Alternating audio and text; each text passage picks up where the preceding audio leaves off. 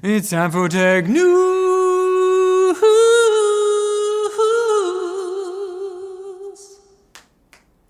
If what Qualcomm just said about their new Snapdragon X Elite SoCs is true, Apple finally has a competitor in the ARM-based desktop processor market. Thankfully, the leg-based desktop processor. What? After teasing the announcement a couple weeks ago, Qualcomm unveiled some specs and performance for the Snapdragon X Elite, a flagship laptop chip composed of 12 new Orion cores designed by the company's subsidiary Nuvia, 3 times the cores of Qualcomm's previous laptop SoC, the 8CX Gen 3. Qualcomm says this outperforms Apple's also 12-core M2 Max in single-threaded applications. The application in question being, according to the fine print on that slide, Geekbench on Linux. Because as elite as the new chip may be, there are other reasons that ARM-based desktop processors haven't taken off on Windows, namely Windows. Thankfully, if Microsoft doesn't manage to make Windows 11 on ARM not suck farts, those fancy Orion cores will be coming to Android devices in 2024, which may or may not have something to do with Qualcomm's Snapdragon Seamless feature, which will let manufacturers smooth out multi-device experiences between phones, PCs, earbuds, mice, and keyboards. Sounds maybe like something a la Apple. Orion-powered Windows laptops are also set to debut mid-2024, just in time for Qualcomm and Microsoft's exclusivity deal for Windows-compatible ARM chips to expire, which probably has something to do with this week's Reuters report claiming that both Nvidia and AMD are designing ARM-based desktop CPUs. But with all of these ARM chips years away and Apple probably releasing higher-powered M3 Max on Monday, there's probably nothing to get excited about. You know what? Forget I said anything, But you should consider getting excited about upcoming Nvidia RTX 40 Super graphics cards if you dislike money. Multiple sources claim Nvidia's prepping an RTX 4070 and an RTX 4080 Super with 20 gigabytes of RAM. Nvidia hasn't used the Super title since the release of the RTX 2080 Super back in April 2020, possibly because Nvidia's been in more of a villain phase. Didn't deserve it. Back in the day, there were also rumors about an RTX 30 Super series that failed to materialize. But these new rumors are coming from leakers that have been reliable in the past. That's how they get you. Now they have your bank info. Unless Nvidia is planning on gaslighting us by arbitrarily altering its card naming scheme, we should expect a card that sits between the standard RTX 4080 and the RTX 4080 Ti, a card that currently does not exist. So really, your guess is as good as mine. Both of the potential RTX 40 Super Series cards are expected to include a higher memory bus, the RTX 40 Super with a 320-bit bus, and the RTX 4070 Super with a 256-bit bus. Personally though, I'm waiting for the RTX 40 Super Duper series that slots very nicely in between the RTX 4080 Splendid and the 4090 Wow, very cool. Golly gee. Nice. Now we just need the 4070.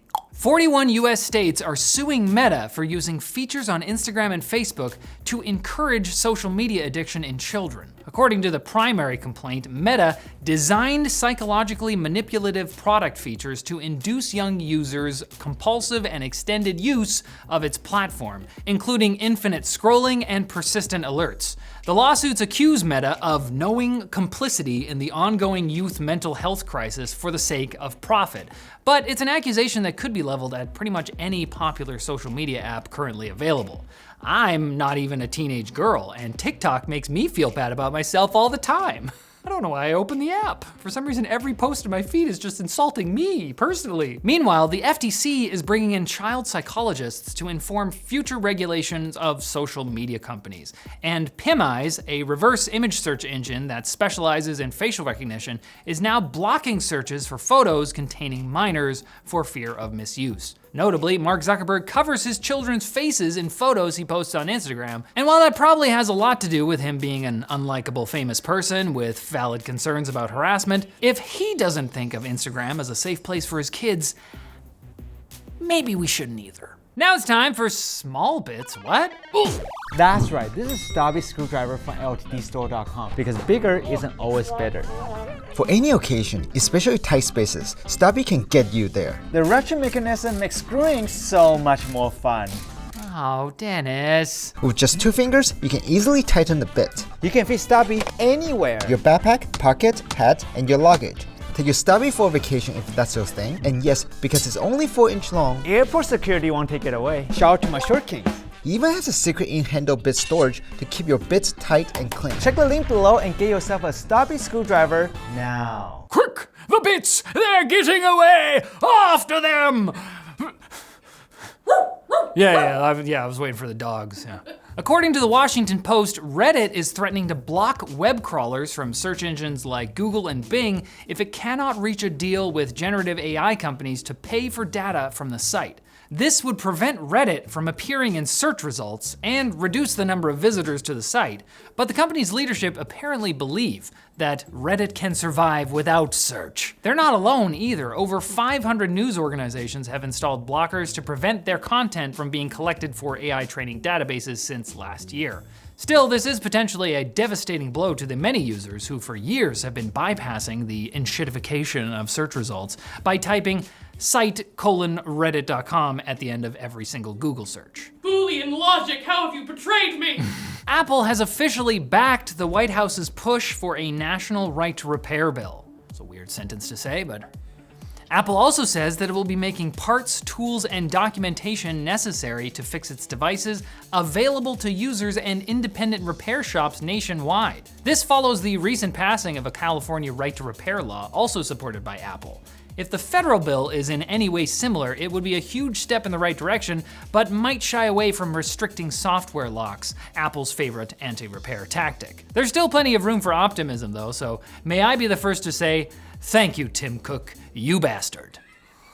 Okta, the massive provider of cloud infrastructure, has been hacked for the second time in 2 years, which is ironic, but not in a fun, hip way. It's not in an indie band. This could have had serious implications for the customers of its customers, which include Cloudflare and password managers 1Password and BeyondTrust. However, it appears that all 3 independently detected that Okta's support system had been breached and informed Okta, who was busy watching Love is Blind Season 5. Huh? What? Okta says that its support case system was accessed by a hacker with stolen credentials, who was then able to view files uploaded by customers. According to security expert Matt Johansson, Okta support often requests HAR files for troubleshooting purposes, which can contain sensitive info like session tokens.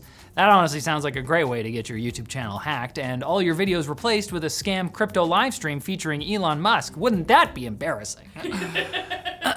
California has suspended crews from operating driverless taxis in San Francisco following a harrowing incident where a human-piloted car hit a pedestrian in a crosswalk, throwing them into the path of a robotaxi, which braked but still struck the pedestrian. Detecting the collision, it then attempted to pull over to the side of the road but wound up dragging the downed woman 20 feet.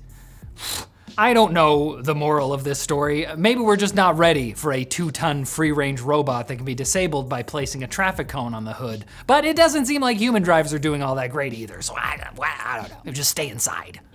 And researchers have created an open source tool called Nightshade that artists can use to invisibly modify their works to break AIs trained on them without permission by corrupting their tagging system, causing them to, say, generate a picture of a cake when prompted for a dog. But maybe it's just a very realistic dog cake. Or, more likely, an unholy abomination somewhere between cake and dog.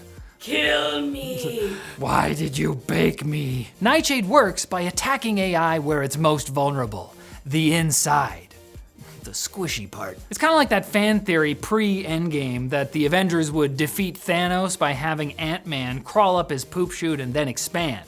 Except it isn't at all like that. I just wanted to remind everyone about that and put that image in your head, so you're welcome.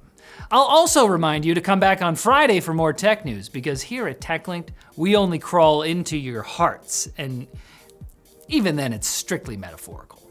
It's not. Speak for yourself. You're not in danger.